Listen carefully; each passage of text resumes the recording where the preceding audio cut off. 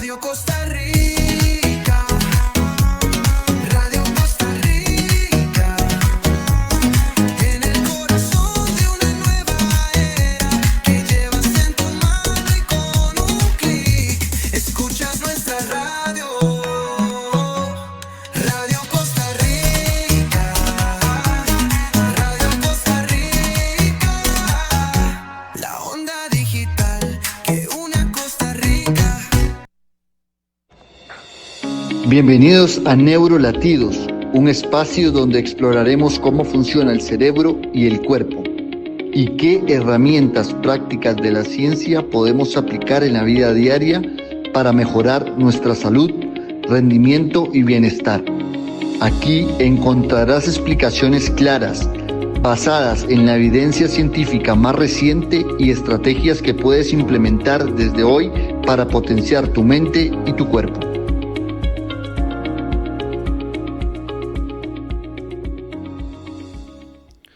Buenas tardes, ¿qué tal todos? Bienvenidos a un episodio más de Neurolatidos, el programa de difusión científica del Centro de Neurociencia y Movimiento Humano Bendiciones. Mi nombre, Juan Reyes Vargas, especialista en neurociencia aplicada al movimiento humano.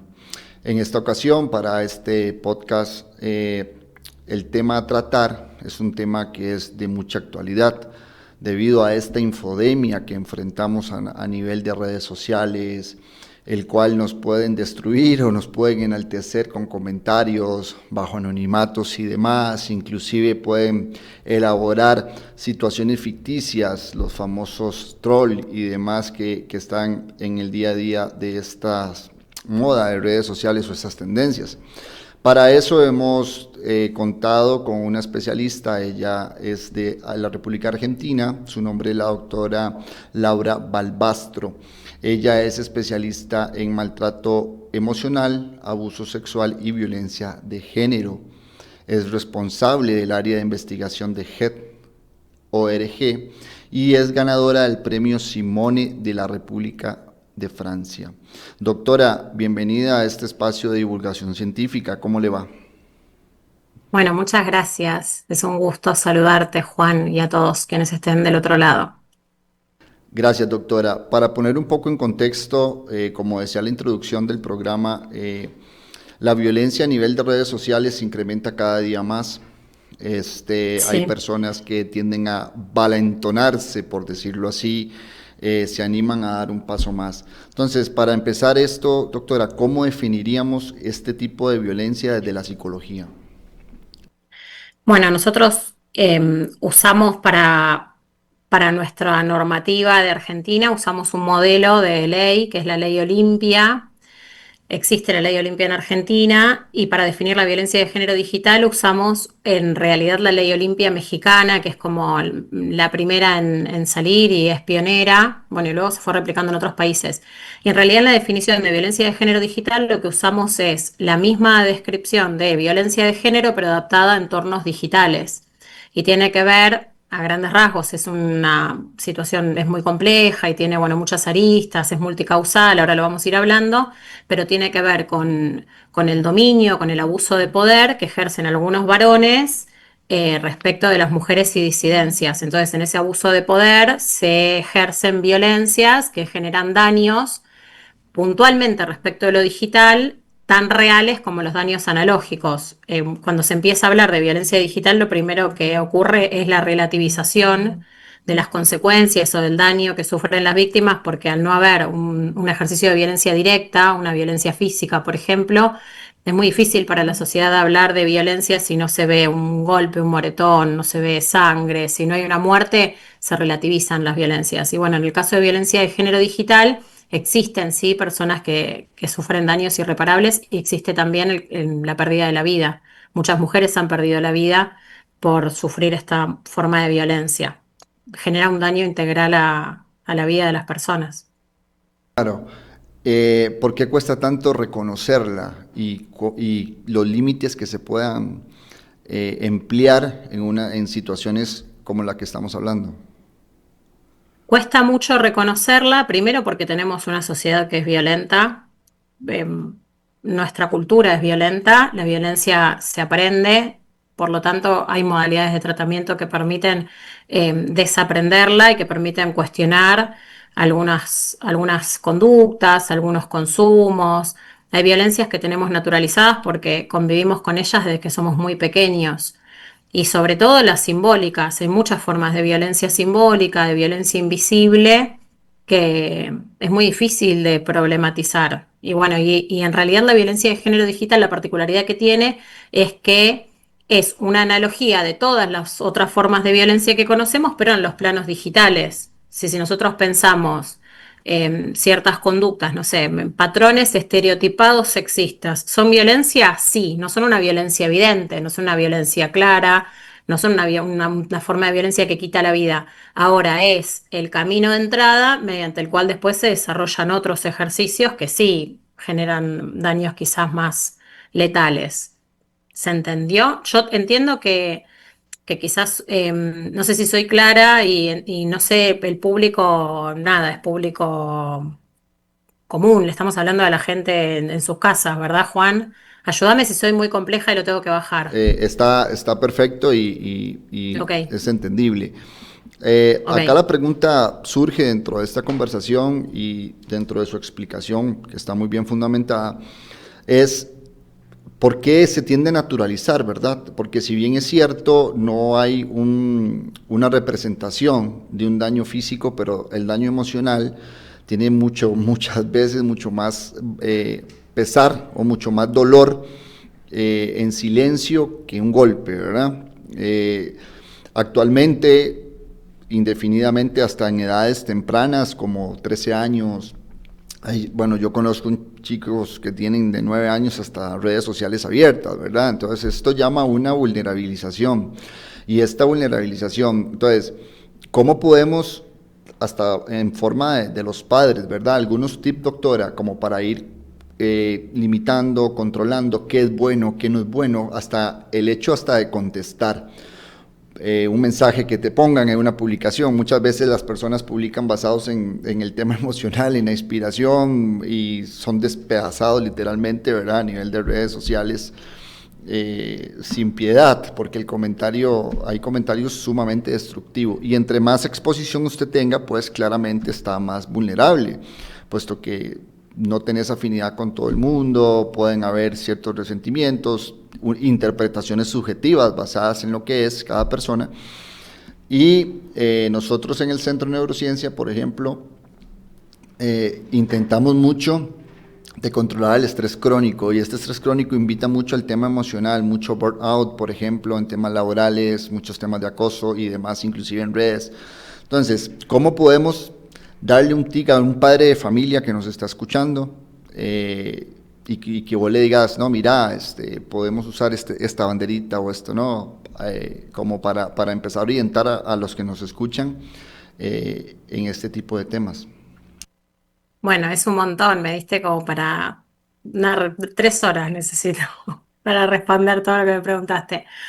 Es un montón de información. En primer lugar, ¿por qué la gente es tan agresiva? ¿No? Entiendo que fue por ese lado la pregunta, ¿por qué esto del hate? ¿Por qué la gente tira tanto veneno en redes sociales? Y yo creo que en primer lugar, bueno, es porque puede, entonces la gente siempre que pueda se pasa un poquito de la raya, porque falta como un encuadre, falta una estructura de comportamiento en la que tengamos un consenso que diga, bueno, esto no se puede hacer, esto se puede hacer, esto no se puede hacer.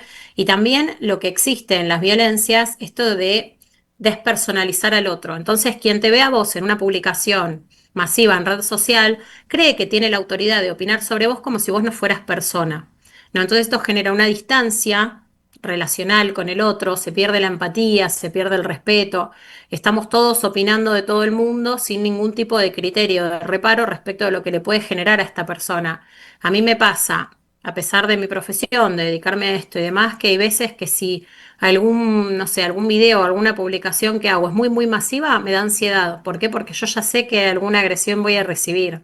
Entonces, pensar en esto de lo masivo, como vos algo así decías, ¿no? Como esto que se replica y que se pierde el control, el anonimato, la invisibilización de mi responsabilidad subjetiva al momento de manejarme, bueno, Esto es algo que tenemos que hablar con los chicos, que puedan saber que del otro lado, a la distancia que sea y en el lugar que sea, hay una persona y que esta persona va a sufrir el daño que yo le propicie. Eso respecto de la responsabilidad individual en redes. Che, por más que estemos insultando o defenestrando o sexualizando o cosificando, que son todas formas de violencia invisible, a una persona que nunca voy a ver, que no conozco, que no es nada mío, no importa, es una persona que siente, que está viva, que quizás le agarra ansiedad, que quizás no duerme a la noche, que capaz que porque, no sé, esto ahora se está usando mucho en Argentina el concepto de no se habla de los cuerpos ajenos. Si yo a una persona, porque tuve ganas, le puse gorda en las redes sociales, y esa persona esa noche no cenó, bueno, ya condicioné su bienestar, su salud, por un simple comentario. Entonces poder saber que todos los comentarios que nosotros hacemos tienen un efecto en el otro. Y si no estamos dispuestos a generar un daño, bueno, hay que parar antes. Eso respecto de la conducta que cada uno tiene que llevar. Y después respecto de cuidar a los chicos están siendo socializados y formados a partir de lo que ven en los medios digitales, a través de los juegos, a través de lo que miran, no sé, en algunas redes, entiendo que no las puedo nombrar tal vez, pero en estas redes masivas de videitos que miran shorts, que van pasando todo el tiempo así scrolleando y van viendo conductas que quizás no son esperables en nuestra crianza, conductas que nosotros no quisiéramos que nuestros hijos aprendan, pero que las ven en 2 segunditos de internet, las ven y las naturalizan. Entonces, por ejemplo, hay muchas situaciones de bullying o de ciberbullying o de burlas. ¿Por qué? Porque los chicos están consumiendo eso, están consumiendo un videíto en el cual hay tres que hostiga a uno. Entonces yo pienso, cuando consumo ese material, que el hostigamiento es permitido, que el hostigamiento está bien. ¿Por qué? Porque si yo lo vi en un lugar que tiene 700.000 likes, ¿dónde dice que está mal? No lo cuestiono que esté mal. ¿Por qué? Porque además a través de todos esos likes se produce la validación. Entonces, esa validación que los chicos buscan hace que se adecúen a conductas que para las redes son esperables, pero quizás para la sociedad y para nuestro consenso social no son esperables, pero estamos dejando que pase. Particularmente, te cuento, y si alguien tiene ganas de investigarlo, existen en este momento investigaciones científicas que dan cuenta de que los niños y las niñas, sobre todo los niños, están consumiendo pornografía cada vez eh, más precozmente. Si en la infancia están empezando a consumir pornografía. ¿Y cuál es el tipo de pornografía que consumen? Consumen videos de violencia sexual. Entonces, ¿qué es lo que están aprendiendo de sexualidad estos chicos? Y que la sexualidad es violenta. Muy probablemente van a ser chicos que su iniciación sexual sea a través de la violencia sexual. Y ahí, ¿cómo hacemos para frenarlo? Y bueno, tenemos que ser responsables de los consumos de nuestros hijos y tenemos que prestar el cuerpo para esa charla, para que la información que ellos reciban no sea a través de los videitos que consumen o de los videojuegos, sino a través de lo que podamos dar nosotros como papás y mamás. Poder charlar, poder tener estos espacios de escucha, estos espacios de divulgación, poder acercarse a los profesionales que estamos investigando estas problemáticas y bueno, y dar batalla, porque si nosotros permitimos que los chicos aprendan, se formen, socialicen, se eduquen a través de lo que consumen en Internet, y estamos teniendo varios problemas porque, bueno, la violencia es como el mayor consumo. Están aprendiendo a ser violentos. Doctora, hablemos un poco de los efectos emocionales. Eh, ¿Cómo podríamos eh, interpretar el sentir de una persona al tener tanto acoso en redes sociales o tanto maltrato a nivel de este tipo de redes? Bueno, el acoso, que en Argentina le llamamos hostigamiento digital, es de dos tipos. Por un lado hay uno que es sexual, de corte erótico o de corte nada, sexualizado, cosificar al cuerpo de la víctima. Y del otro lado, que se está viendo mucho en este momento también, tiene que ver con las campañas de desprestigio, las campañas de, de minimización del otro. Entiendo que quizás los varones sufren más estas de desprestigio que las sexualizadas, porque la violencia sexual en general está orientada hacia las mujeres. Para poder entender las consecuencias emocionales, yo invito a hacer un ejercicio, que es todos y todas, allá y acá y en todo el mundo, estamos socializados a través de las redes tecnológicas, ¿no? Y las tecnologías de la información y la comunicación, porque, por ejemplo, si yo pudiera cuantificar todas las cosas que yo hago a través de mi teléfono, de mis redes sociales, yo manejo mi economía, mi educación, trabajo a través de las redes, de estas plataformas de comunicación. En este momento nosotros estamos hablando a miles de kilómetros a partir de esto, ¿no? De las tecnologías. Entonces, si yo recibo una forma de violencia a través de las tecnologías de la información y la comunicación, naturalmente lo primero que voy a hacer defensivamente es correrme de ese lugar. ¿Y qué significa que yo me corra? Que yo diga, bueno, no uso más las redes y que dejo de tener trabajo, que perjudica mi economía, perjudica mis relaciones sociales y vinculares, perjudica el informarme de las cosas de mi alrededor. No sé, yo me entero de cómo le fue a mi hijo en el colegio a través de las notitas que me mandan, ¿no? Entonces, si yo no pudiera agarrar mi teléfono, porque el solo hecho de agarrar mi teléfono me representa una violencia, me representa que estoy siendo acosada, hostigada, amenazada, entonces yo no lo voy a tocar para preservarme, quedé afuera del mundo. Es una exclusión digital. ¿Sí? Esta conducta que tienen muchas veces las víctimas porque están siendo violentadas a través de distintas formas y distintas maneras de violencia digital, las lleva al aislamiento. Y este aislamiento, ya sea por miedo, por vergüenza, por ansiedad, terminan teniendo estas consecuencias emocionales, se terminan convirtiendo en consecuencias físicas. ¿Por qué? Porque no pueden dormir, no pueden comer, tienen, no sé, daños físicos, daños gástricos, dolor de cabeza. O sea, empieza siendo una violencia social, se convierte en un daño psicológico, de ese daño psicológico que atraviesa la economía y que atraviesa el desarrollo humano, atraviesa lo vincular y llegamos a lo físico y a lo orgánico. Entonces, todo este detrimento integral que sufren las víctimas las lleva a recluirse, a aislarse y bueno, y muchas toman decisiones que son irreversibles. Las primeras chicas que sufrieron, digo, lo pienso, pero sí, son chicas, la mayoría de las víctimas estadísticamente son mujeres, que sufrieron violencia de género digital y que quizás tuvieron la fortaleza de denunciar, de buscar ayuda, de recurrir a algunos espacios para nada, para buscar justicia, muchas de ellas, un número significativamente alto, terminaron quitándose la vida. Entonces, por eso es que nosotros hacemos tanto hincapié en que la violencia digital es real, si no es virtual. No usamos la palabra virtual porque virtualizarla sería relativizarla. Decir que algo es virtual es como, entre comillas, y en realidad el daño es muy masivo. Y también si pensamos si hicieron este ejercicio de ver cuál es como la repercusión personal que recibe alguien que sufre estas violencias, si ustedes piensan que encima, cuando alguien recibe una forma de violencia digital, esta violencia se replica, ¿por qué? Por el efecto contagio, porque de repente todo el mundo puede retuitear, todo el mundo puede reenviar el material, todo el mundo se suma a esta ola de viralización de la agresión, ni siquiera es que estamos hablando de un agresor definido. En la violencia doméstica, por ejemplo, tenemos un agresor, aislamos ese agresor, ponemos medidas de protección que pueden ser impedimento de contacto, prohibición de acercamiento y de repente la víctima un poquito de sensación de seguridad va a tener. Pero en este caso, vos decías hace un rato el caso de los trolls. Eh, es imposible frenar eso porque ni siquiera tenemos la identidad del agresor. Sí, después hay otra forma de violencia digital que se llama ataque coordinado masivo. Se ponen de acuerdo 500 personas para atacar a la misma. Bueno, ¿y cómo hace esa persona para defenderse de algo así tan grandilocuente? Realmente el daño es indescriptible, es muy difícil de poder definir y de poder acotar cuál es el daño que recibe la víctima cuando el ejercicio de poder que se está ejerciendo sobre ella es inconmensurable.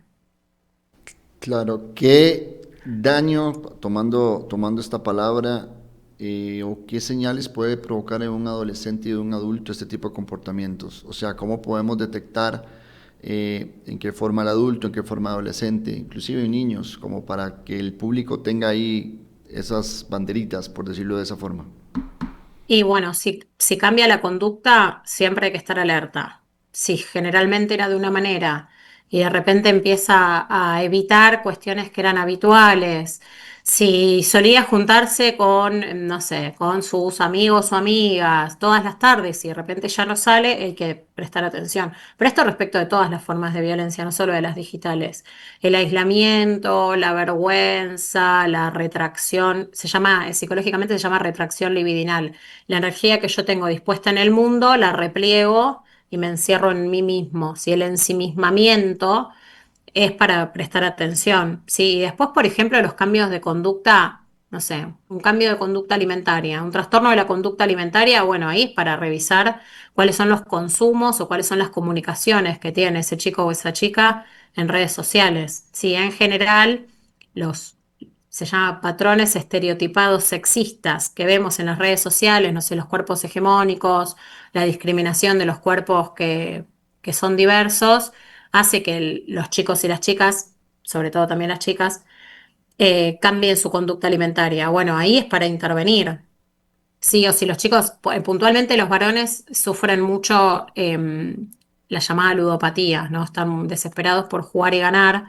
Entonces, si nosotros vemos que nuestro hijo está nervioso con el uso del celular, que está nervioso, que cuando está sin el celular se muestra como abstinente, que está más agresivo, que ya no disfruta de los juegos porque tiene una tensión exagerada, bueno, ahí también mirar. Yo creo que en general toda la sintomatología que yo pueda describir se resume con mirarlos. Si nuestros hijos están sufriendo alguna situación y los miramos, nos vamos a dar cuenta. Si no los miramos, y va a pasar por alto. Sí, mirarlos no es solo quedarme tranquilo de que están en casa y de que, no sé, de que comen, duermen y van al colegio, sino tratar de ver cómo son sus conductas. Si yo le pregunto, ¿cómo estás? ¿Cómo te fue en el día? Y no me puede contar nada porque estuvo todo el tiempo mirando videitos o jugando juegos online. Bueno, ahí hay una señal de alarma y tiene que haber una alerta. Los papás tenemos que estar cerca. Incluso si los chicos, lo único que les interesa es jugar, bueno, entrar a jugar.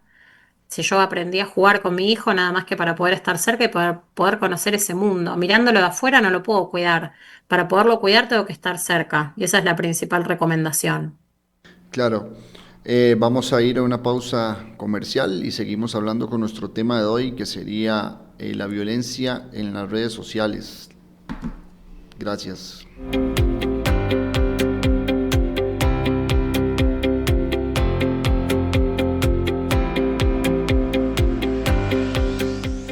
Programa de Memoria Bendiciones. En Bendiciones Centro de Neurociencia y Movimiento Humano, hemos creado un programa único que fortalece su memoria y cuida su cerebro mientras protege su corazón. Nuestro enfoque combina estimulación cognitiva, ejercicio funcional y hábitos saludables para prevenir el Alzheimer y el deterioro cognitivo, disminuir riesgos cardiovasculares, mejorar la autonomía y la calidad de vida. Invertir en usted mismo es el mayor acto de amor propio. Hoy es el momento de cuidar lo que más vale, su mente, su corazón y su futuro.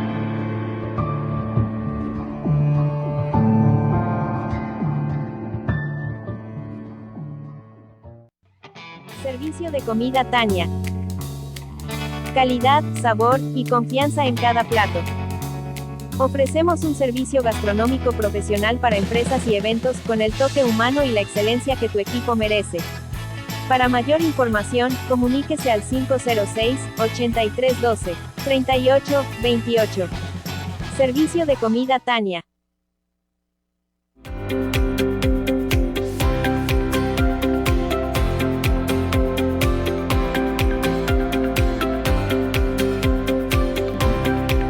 Gracias por continuar en Neurolatidos, el programa de difusión científica del Centro de Neurociencia y Movimiento Humano, hoy con el título La violencia digital y la salud cerebral. Y para eso tenemos pues a la doctora y especialista, la doctora Laura Balbastro desde Buenos Aires, Argentina. Doctora, para seguir contextualizando esto, nos puede contar, ¿se está normalizando, se está naturalizando la agresión en las redes sociales? Sí, 100%. Igual también se está problematizando, ¿eh? Las dos cosas. Se está naturalizando porque, sí, porque todo el mundo vos pensás, hace pocos años, sobre todo después de la pandemia, todas las actividades sociales se replicaron en las redes y bueno, como decíamos hace un ratito, todas nuestras actividades se desarrollan a través de las tecnologías de la información y la comunicación y bueno, por supuesto la violencia también ingresó a esos espacios, a los espacios digitales. Pero bueno, también entiendo, no sé cómo lo están viviendo ustedes, pero acá algunos países de Latinoamérica están dando la lucha y la batalla y están problematizando las violencias, algunos lograron normativas punitivas, nosotros todavía no, para nosotros todavía la violencia digital no es delito, pero estamos camino a eso, tenemos proyectos de ley que estamos presentando a las organizaciones de la sociedad civil, bueno, en compañía de algunas funcionarias públicas. Estamos dando el debate, particularmente cada vez que, reitero, hablo del contexto argentino, en Argentina surge alguna situación así como pública de violencia de género digital, salimos atrás las organizaciones a cuestionarlo, las profesionales a hablar del tema, a tratar de debatir, a tratar de generar como una problematización. Entonces, sí, se está naturalizando la violencia, pero también estamos tratando de dar batalla. Desde este lado se está moviendo un poco también la pelota. Y de hecho creo que estemos en este momento reunidos acá hablando de este tema es un buen indicio. Estamos buscando de alguna manera frenar estas agresiones. Claro, doctora, ¿qué papel juegan los me gusta? ¿Verdad? Hemos visto que hay gente que transforma hasta exposición íntima para obtener esto. ¿Qué papel juegan los me gusta en estos comentarios de redes y la exposición constante con respecto a nuestra estabilidad emocional? Y yo creo que el me gusta juega un rol de validación y la gente busca esa validación y ese reconocimiento todo el tiempo. Particularmente hay una de las plataformas que a mí me generan como mayor preocupación, que es una que es exclusiva de videitos cortos, y que está condicionando mucho la vida de las personas, porque, por ejemplo, todo lo que ven en esa plataforma los hace tomar decisiones sin ningún tipo de crítica. No, no hay una teoría crítica detrás de lo que ocurre en esa aplicación. Entonces, por ejemplo, si ellos ven que una persona dice, ay, yo, cosas que van en contra de la salud integral, no sé, que yo adelgacé 15 kilos tomando agua y nada más que agua, y lo vieron en esa red social, para ellos eso es ley, eso es ciencia y lo hacen aún en contra de su propio bienestar y en contra de su vida. Y así como ocurre con, no sé, con tomar un té, con comer lechuga, con cuestiones de hábitos, condicionan hábitos en función de lo que vieron en esa red social, también condicionan vínculos. Entonces, por ejemplo, se naturalizó una práctica que me parece espantosa, embarrarle la cara a los chicos en la torta cuando festejan el feliz cumpleaños. Para mí eso es una muestra de dominio y es una agresión. Pero como lo vieron en la red social y generó humor y la gente lo toma con gracia y tiene muchos me gusta, bueno, entienden que eso entonces es válido, que está bien y lo replican. Cuando se pierde el sentido crítico, cuando se pierde el criterio, cuando se pierde esa pregunta de, che, esto a mí me parece que está bien o no, y hago todo lo que veo en redes sociales, bueno, ahí tenemos un problema. ¿Por qué? Porque creemos que lo que pasa en la red social está bien. Y hay un montón de cosas que pasan en las redes sociales que no están bien. Recientemente en Argentina hubo un triple femicidio muy violento que fue grabado y compartido por stream. Y a mí, más allá de que me preocupa ese crimen contra tres mujeres muy jóvenes, además, me preocupa quiénes son los que ven ese video. ¿A quién se le puede ocurrir querer ver cómo matan a una mujer y cómo la torturan? Entonces, ahí invito a leer a Rita Segato, que es una antropóloga argentina que habla de la pedagogía de la crueldad. Te invito como a cuestionar eso, ¿no? Las redes sociales lo que hacen es naturalizar la crueldad, naturalizar que, no sé, o vi un video de unas personas en México que le dieron alcohol a un perro callejero. Si yo pienso que eso está bien, puedo salir a hacer lo mismo y también a viralizarlo y a buscar likes. Entonces ahí tiene que haber una pregunta, che, ¿esto está bien? ¿Esto que yo estoy viendo en redes sociales está bien? ¿Me parece bien? No dejarnos llevar solo por el like, porque bueno, el like no nos representa, no representa nuestra humanidad, nuestro criterio, nuestro pensamiento. Somos seres que tenemos la capacidad de cuestionar, de pensar, y me parece que esto de la búsqueda de validación a través de videitos de 15 segundos nos están borrando esas capacidades. Sí, además, bueno, tiene más que investigaciones, afectaciones cerebrales importantes, ¿verdad? Todo lo que estamos viviendo, estos videos cortos, esta toma, esta incapacidad en la toma de decisiones y sobre todo la decadencia en nuestra escala de valores, ¿verdad? Pérdida de empatías y de Sí. muchas otras sensibilidades. Esto nos lleva, o estas conductas, o sea, ¿por qué un ser humano prefiere un like sin importarle que se esté reflejando un dolor ajeno? ¿Verdad? Bueno, pero ahí ustedes esto lo investigan y sé que lo investigan muy bien. Para llevarlo a lo cotidiano, lo que no se desarrolla se atrofia. ¿Sí? Si yo de repente dejo de caminar, dejo de salir de mi casa y me siento en la computadora y no desarrollo mi musculatura de las piernas, mis músculos de la pierna se van a atrofiar. ¿Sí? Se van a hacer chiquititos, van a perder capacidad, van a perder funcionalidad. Bueno, lo mismo pasa con el cerebro. Y entiendo que ustedes lo desarrollan, por ejemplo, en las evaluaciones neurocognitivas o en el deterioro neurocognitivo. Si yo de repente dejo de leer, no leo por 10 años, mi capacidad de lectura se atrofia, ¿sí? Y las terminaciones nerviosas o neuronales que habilitan esa función van a dejar de funcionar. Bueno, lo mismo para el sentido crítico, para el criterio, para la empatía, ¿no? Si yo de repente dejo de desarrollar una función cognitiva, esa función cognitiva se va a deteriorar, ¿o no? Es parte de tu investigación, Juan. Claro, claro, claro. No, no, y concuerdo pues altamente con usted en ese aspecto, ¿verdad? Doc, hablemos un poco de prevención y salud emocional, ¿verdad? Para ir ya acomodando este vuelo de un tema que da para muchas horas más. ¿Qué se puede hacer o qué puede hacer una persona para tener una contención y poder contrarrestar este tipo de situaciones a nivel de redes sociales? Bueno, fundamentalmente varias cosas. Me gusta mucho el concepto de prevención, así que te agradezco la pregunta. La base inicialmente es la educación, ¿sí? Tenemos que psicosocioeducarnos. O sea, la educación no es solo la educación formal, no es solo lo que nos enseñan en el colegio, en la universidad, sino también educarnos en valores, educarnos en gestión emocional, educarnos en empatía, en respeto. Eso sería como espacios de psicosocioeducación.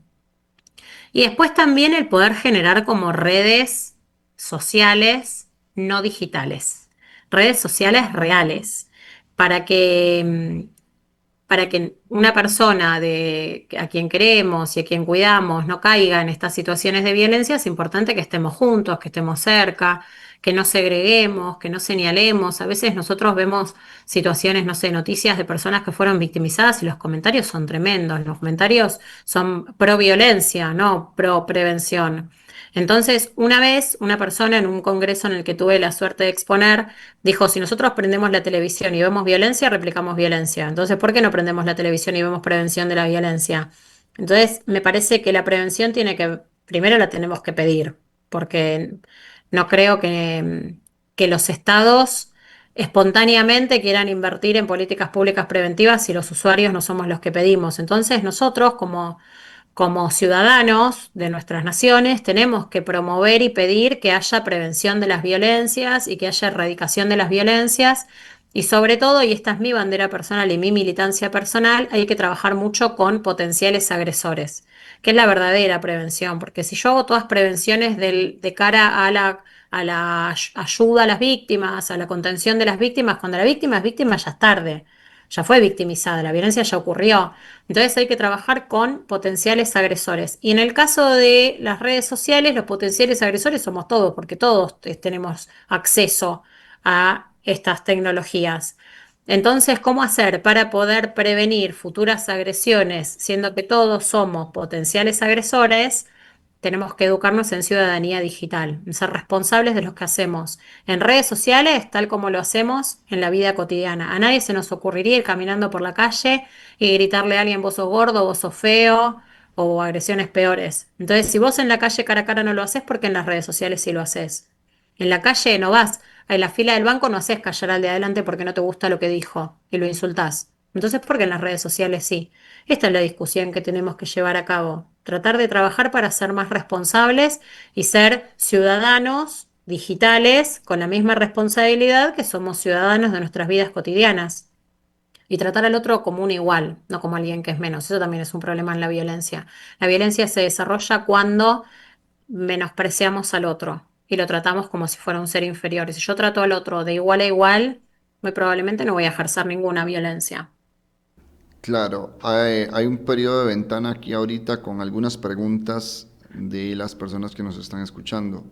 He seleccionado algunas y filtrado la mayoría y rescatando esta de doña Marta García. Ella, bueno, vive en una provincia lejana a la capital de acá de Costa Rica y ella dice, tengo una hija de 15 años que juega al fútbol y es constantemente maltratada en redes sociales. ¿Qué consejo me da para poderla contener? Hola, Marta, ¿se llama la señora María Marta?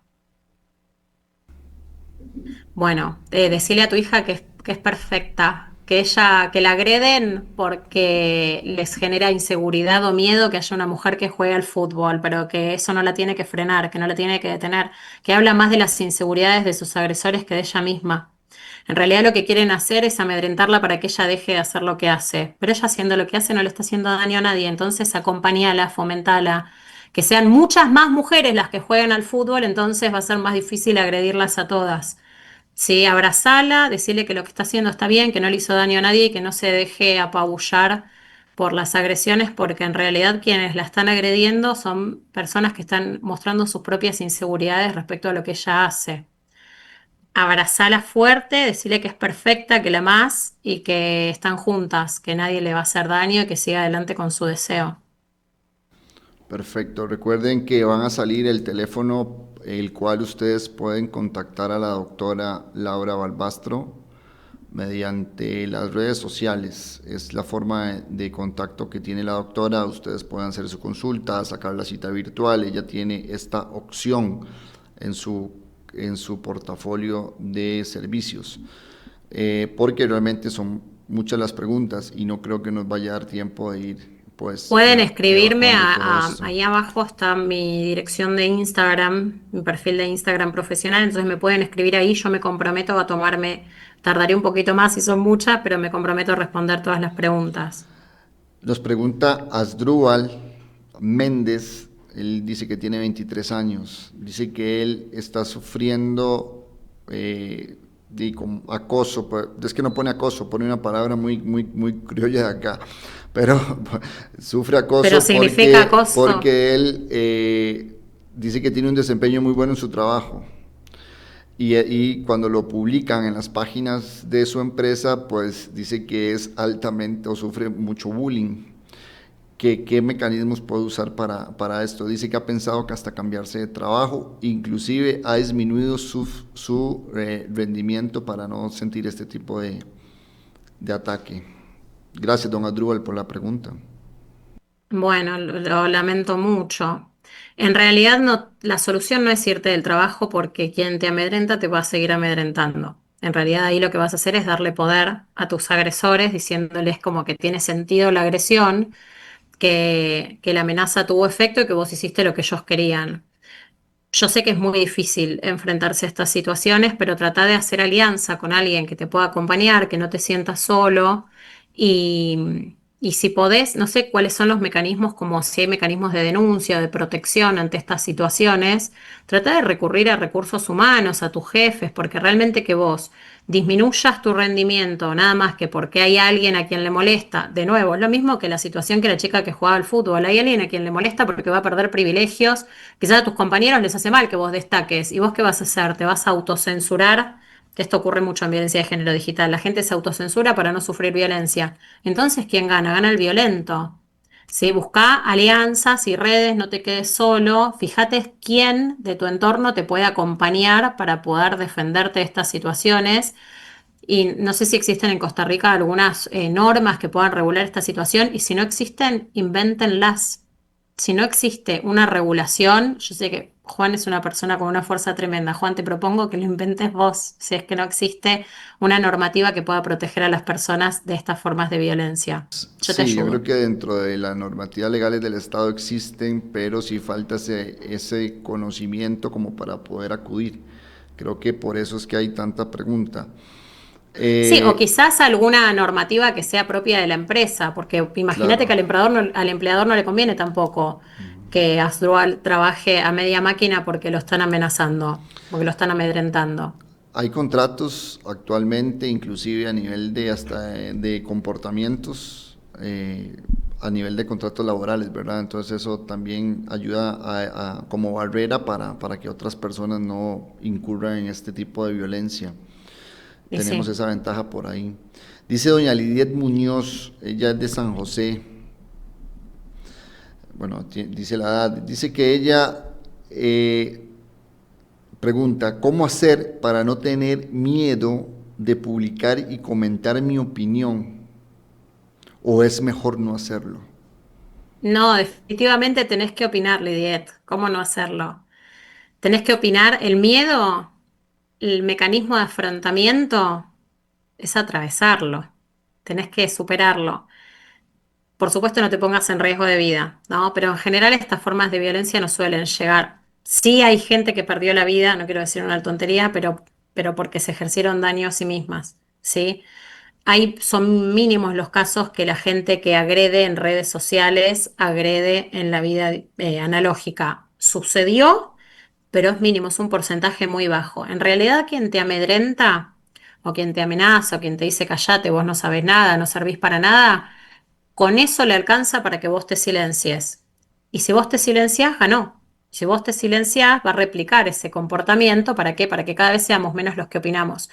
Hay un concepto que se llama espacio público digital, que lo que buscan las personas que tienen poder es seguir conservando como que ese nicho y opinar solo unos pocos, ¿no? Los que tienen más fuerza o los que ejercen violencia son los que pueden opinar y el resto se calla. Entonces, en realidad ahí lo que necesitamos es poder cuestionar ese poder y cuestionar esa permanencia de los violentos y empezar a opinar un poco todos, ¿no? Entonces, sin agredir a nadie y desde el marco del respeto vos podrías opinar, tendrías que poder opinar. Y bueno, y después hay algunas organizaciones, en toda Latinoamérica hay organizaciones que promueven derechos digitales. Después, si querés, Juan, yo te paso algunos links para que las puedan ir siguiendo. Que lo que hacen, por ejemplo, yo estuve en un congreso en Bolivia, en Abrelatam 2025 este año, y una organización de Ecuador y una de Perú hablaron de cómo enfrentar los discursos de odio. Entonces, bueno, quizás armar como una estrategia en la comunicación para no recibir hate, o si recibís hate, bueno, no darle tanta importancia, porque la realidad es que el miedo a opinar es censura. Y no está bueno que te censures. ¿Dónde quedan todas tus opiniones? Capaz que tenés opiniones re válidas y re interesantes y nos estamos perdiendo de leerte. Claro, bueno, agradecemos las preguntas, como siempre hacemos un filtro de 3 preguntas, pero más adelante les prometemos tener más acceso a todo este tipo de respuestas. Inclusive invitamos a que contacten a la doctora mediante sus redes sociales, el Instagram que figura en la pantalla, para que también puedan dirigirse a ella. Vamos a ir a otra pausa publicitaria y volvemos con este interesante tema de violencia digital y salud cerebral.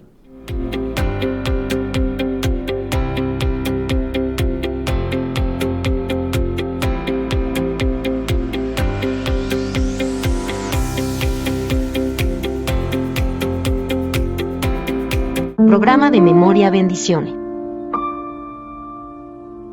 En Bendiciones Centro de Neurociencia y Movimiento Humano, hemos creado un programa único que fortalece su memoria y cuida su cerebro mientras protege su corazón. Nuestro enfoque combina estimulación cognitiva, ejercicio funcional y hábitos saludables para prevenir el Alzheimer y el deterioro cognitivo, disminuir riesgos cardiovasculares, mejorar la autonomía y la calidad de vida. Invertir en usted mismo es el mayor acto de amor propio. Hoy es el momento de cuidar lo que más vale, su mente, su corazón y su futuro.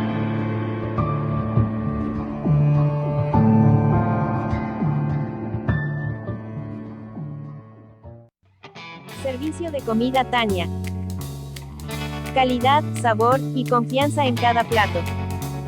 Ofrecemos un servicio gastronómico profesional para empresas y eventos con el toque humano y la excelencia que tu equipo merece. Para mayor información, comuníquese al 506-8312-3828. Servicio de comida Tania.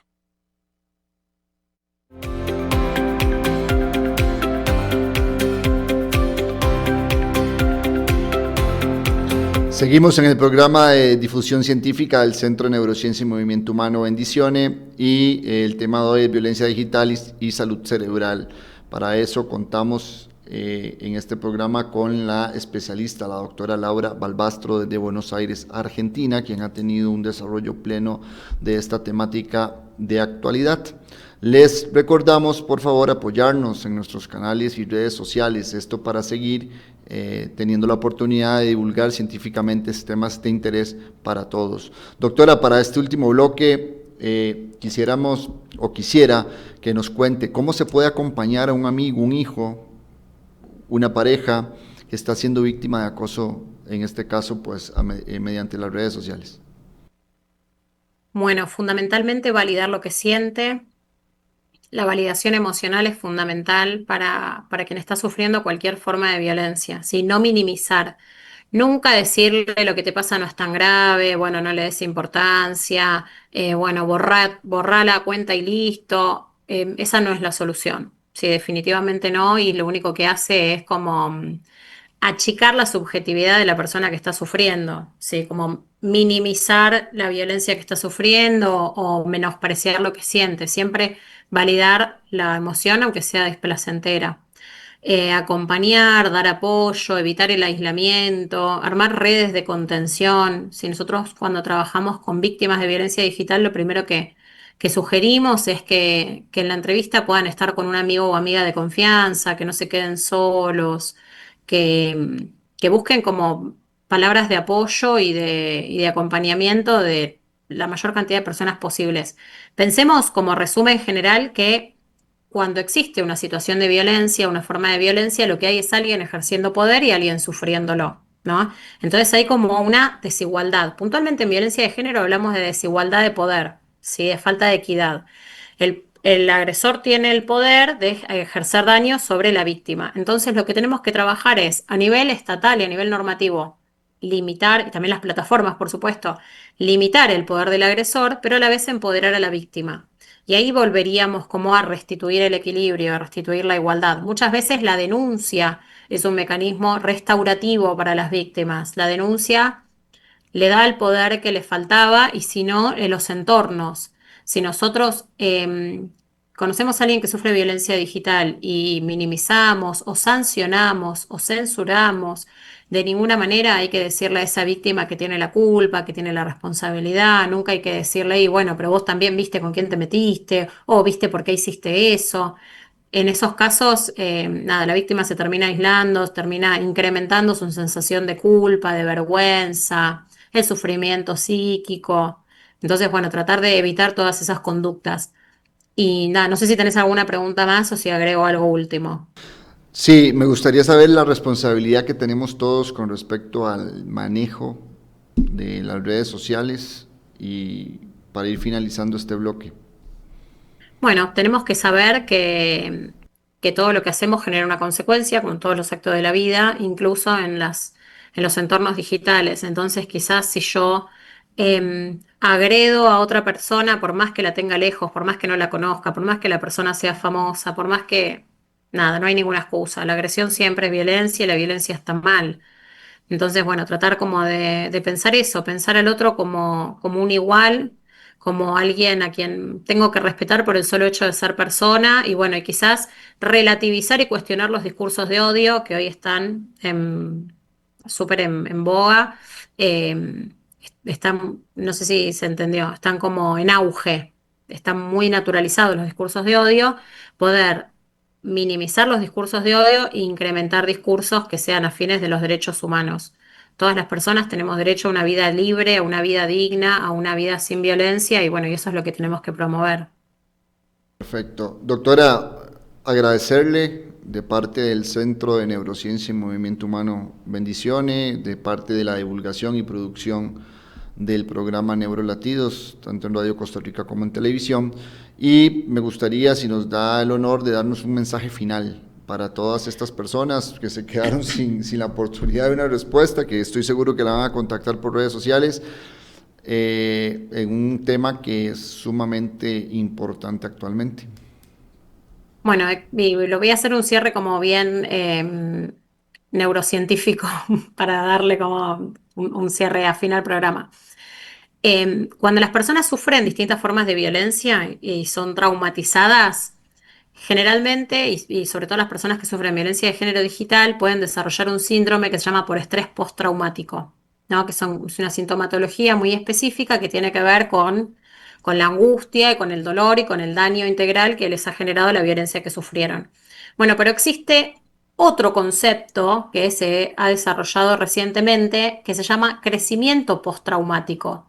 ¿Y qué quiere decir? Que las víctimas pueden o bien quedarse en el sufrimiento y en la victimización, o bien pueden superar ese escollo y superar ese trauma que han vivido y como en una resolución resiliente, fortalecerse, ¿sí? Y todo eso que sufrieron, convertirlo como en rasgos de personalidad que los inviten a afrontar eh, las emociones negativas o displacenteras, ¿no? Entonces, personas que sufrieron algunas formas de violencia pueden experimentar este crecimiento postraumático y, por ejemplo, no sé, convertirse en militantes en contra de la violencia de género digital o no sé, en especialistas o trabajar de esto.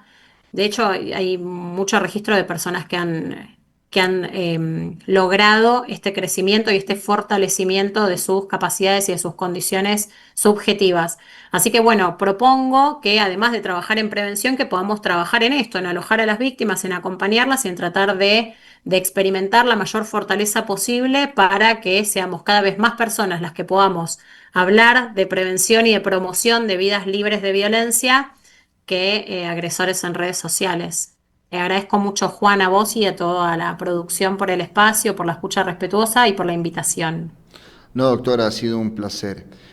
Agradecemos el que nos hayan acompañado nuevamente en Neurolatidos, el programa de divulgación científica del Centro de Neurociencia y Movimiento Humano. Ha sido un verdadero placer y nos vemos en nuestro próximo programa. Gracias.